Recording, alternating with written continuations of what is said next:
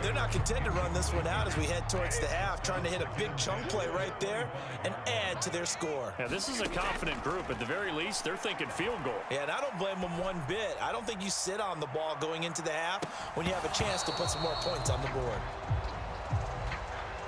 And that'll do it for the end of the second quarter. This is the NFL, and it's on EA Sports. And we welcome you back now. Alongside Charles Davis, I'm Brandon Gordon, getting set for quarter number 3 here.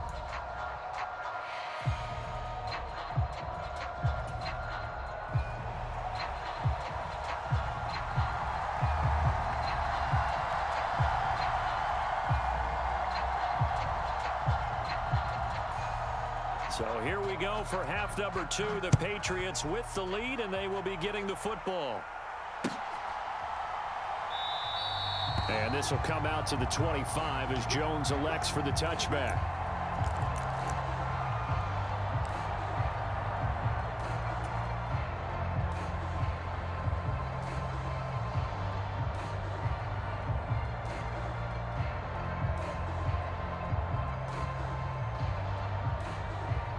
The Pats at the line, ready to go. And right now they're saying, hey, let's keep this going. 2 drives, 2 touchdowns. Yeah, can't ask for a better start than that, can you? I mean, this is the way you practice it. This is the way you rehearse it. But right now, the play calling, they're locked in really well. It's a 6-yard pickup, and it gets them to 2nd and 4. From the lineman to the guy running with it, that was a well-executed first down by the offense. With 2 shots left to get the first, you can get a little aggressive here on 2nd down if you want and try for some bigger yardage. Yeah, he'll fight for a couple as the tackle is made at about the 32.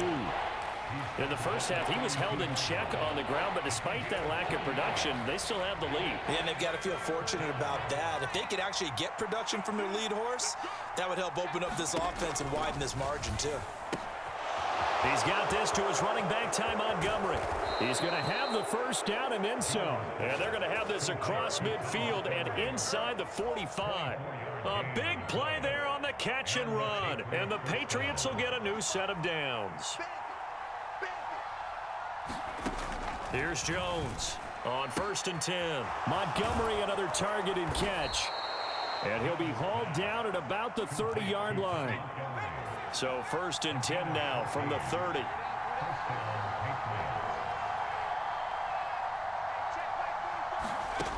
Operating from the gun, Jones. Caught by Montgomery. And down to the 20 he'll go before heading out of bounds. And that's good for a pickup of 10 yards. And they'll be left with a 2nd and about a foot. And we see another pitch and catch there to the running back. This position just continues to evolve. They become just as critical to the passing attack as a lot of receivers, tight ends, because their ability to make people miss in the open field can really generate big plays for an offense. So the ball down to the 16 here for 1st and 10. They'll run again with Harris. And he's brought down just outside of the 10 at the 11. Give him 5 on the carry there, and it'll be 2nd down. Looks to me like maybe there's a little attrition setting in with this drive, because when you see that type of a run, I get the feeling the defense getting a little bit tired. And that's the last thing they need, especially when they look up at the scoreboard. After the pickup of 5, here's 2nd and 5.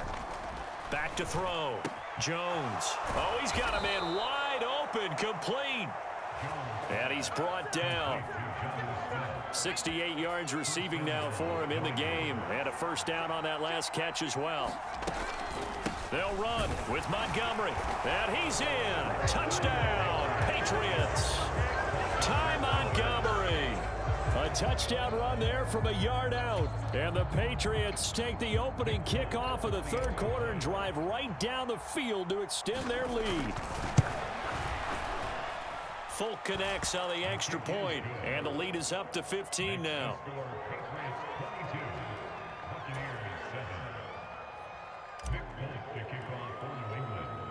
Folk now set to boot it after his guys put 6 on the board. A short kick taken at the 18. And they'll have very good starting field position as he's up just shy of the 40.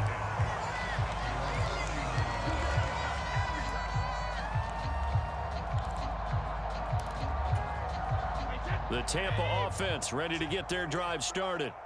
They make their second half debut here, and things are looking a little bit tougher now. You give up the points there, Charles, that touchdown drive on the other side. So now it's a two-score game here. Got to be careful. They certainly do, and I'm just wondering at halftime if those guys just looked into each other's eyes and realized what they've got to get done and come out a little bit more charged up, because if they don't get some kind of points here, that next drive, that could make this a three-possession game. Brady's throw complete here, pulled in by Brate. And he takes this one down almost all the way to the 30.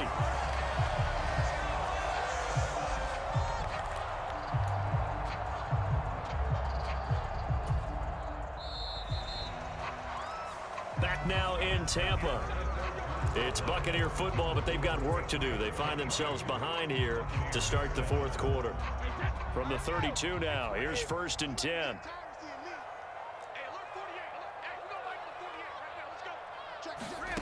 Now Brady. Gets it out quick. It's Gage on the slant. And he's brought down here just outside of the 20.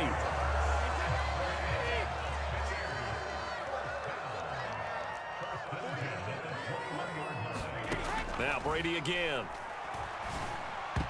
The quick throw knocked away. It's incomplete. Then their back's up against the wall a little bit, and they come through by forcing an incompletion. Now they've got to continue to ratchet up the intensity a couple of more times and get off the field before giving up any more yardage. To throw once more on 2nd and 10. Brady. Here's White. They set up the screen. And he's going to be marked down just outside the 10. And when you're throwing the ball downfield really well like they have been on this drive, it's really a nice time to work one of the screen plays in. One of my favorite play callers in the game has always told me he starts touchdown.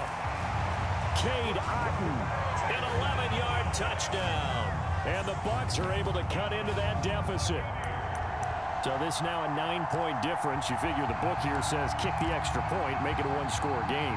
Now, you and I have seen coaches get overly aggressive in this spot, but I agree with you. Kick it here and get back within a score. Brady will look to throw for it. Oh, not sure he saw the linebacker there as that's batted down and incomplete. I don't know about you, but I can't wait for a few years of two-point tries and see what the data tells us, because a lot of teams want to throw the ball in this situation. This time, unsuccessfully. I just wonder if maybe running the ball might be the way to go. With it moved up from the 3 to the 2, you would think maybe a few more attempts at running. I think stats over time may bear out that running the ball will at least be the equal of throwing it in that situation. The Pats at the line, ready to go.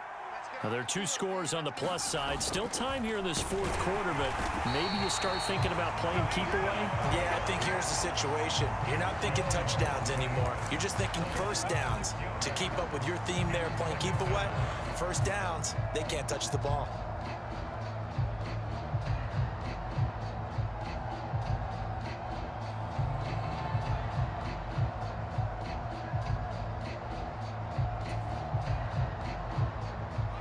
Protection certainly going to need to be a bit better here on 2nd and 16. Another try after the first down sack. Jones. This is Smith with a grab. And they're going to get this beyond the 40 before he's taken down. 22 yards there, a first down.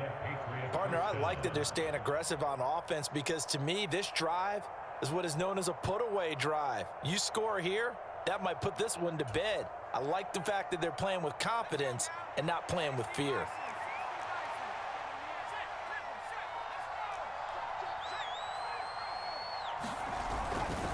They hand this off to Harris.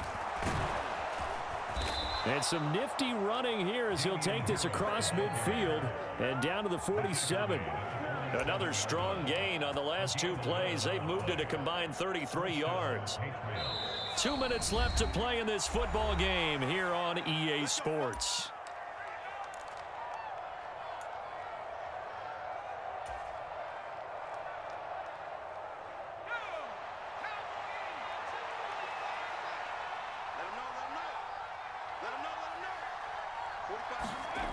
Now Jones throwing on first down. Complete. Smith has it. And he'll be brought down just shy of the 40. Nice rhythm throw there on first down. He located his tight end, made a nice easy pitch and catch. Hoping he can break a tackle or two. Wasn't able to do that there, but still good yardage.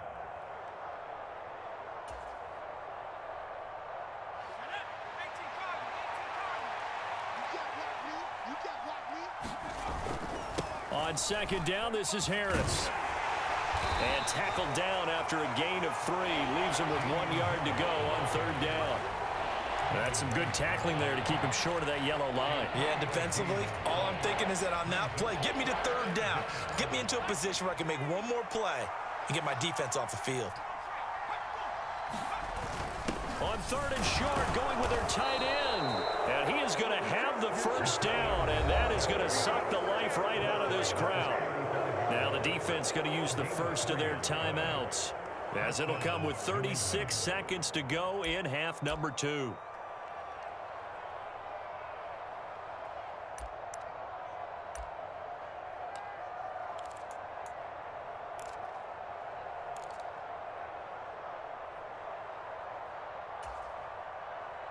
Ball up to the 35 now as they come up on 1st and 10. Jones. And that is incomplete. He couldn't hold on through the contact. Brings up second down. I see the surprise in your face there, partner. That is a rare incompletion from him. He's been on point this entire game. He has percentage completion-wise way up. Not that time. An incomplete pass on first down. That leads to a 2nd and 10. Now it looks like he'll throw here. And it's a leaping effort, but it's knocked away and incomplete. I can't help but chuckle a little bit. I'm falling back on my playing days. If I had a receiver that was 3 inches taller than me and they couldn't complete a pass like that, my confidence really rose at that point. I probably said a few things to him to that effect. Well, I just looked down. You're right. It's a 3-inch height difference. But, you know, these defensive backs, they can jump so high. That's not that big of a difference now in the NFL, is it? Athleticism and timing can make up for that. Into double coverage, and it's intercepted. It's Devin White, the linebacker. And the Buccaneers are going to have the football here at their own 35-yard line. 2-score game here in the 4th, and that pick, it kind of keeps the door ajar, doesn't it? It does, and you wonder about their strategy because with a 2-score lead, you would think maybe you're just sitting on it and trying to drain some clock. It's almost like they felt like, hey, we've got a good cushion. We can keep pressing it. It ended up costing them. The Bucs going to go ahead and use the 2nd of their timeouts as they get it with 16 seconds remaining on the clock.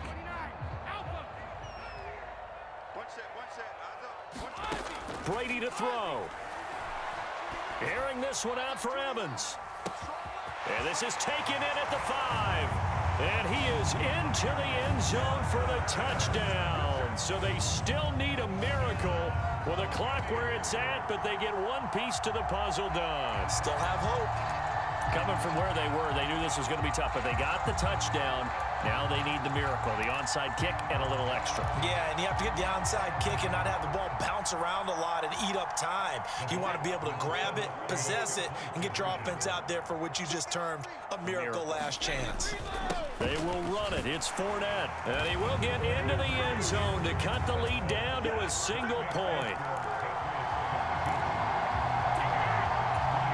So looking at this situation, you should have time for the onside kick and then at least one play. And the Patriots are going to recover, and that should just about assure victory. Well, 4th quarter, they felt like they needed the football back. Unfortunately, they couldn't get it. And I know we've brought analytics into the game, and someone has said here that the data says that when a team's expecting an onside kick, 80% of the time, the team expecting it, they do actually recover the ball, which is what we saw here. I just wonder if that number is much more of a anecdotal type of a number. Kind of like when the coaches tell us, well, when you score on special teams, 93% of the time you win the game. I'm still waiting to see that number is empirical. And a timeout comes in. The whistles blow with 3 seconds remaining. Charles, why didn't they just take the knee there? You're asking the question that I'm asking as well, because we've seen a lot of football where coaches decide maybe they get a little greedy. I don't know if they're doing it for stats or for what reason. We've seen it happen in college. It happened in the NFL. The miracle of the Meadowlands. All they had to do was take a knee and the game was over. The Giants ran it one more time. Ball popped free. Philadelphia picks it up and wins the game. What year was that? 1978. I think it was in November. A couple more minutes and maybe the outcome of this with Charles would have been different, but ultimately time runs out on the comeback.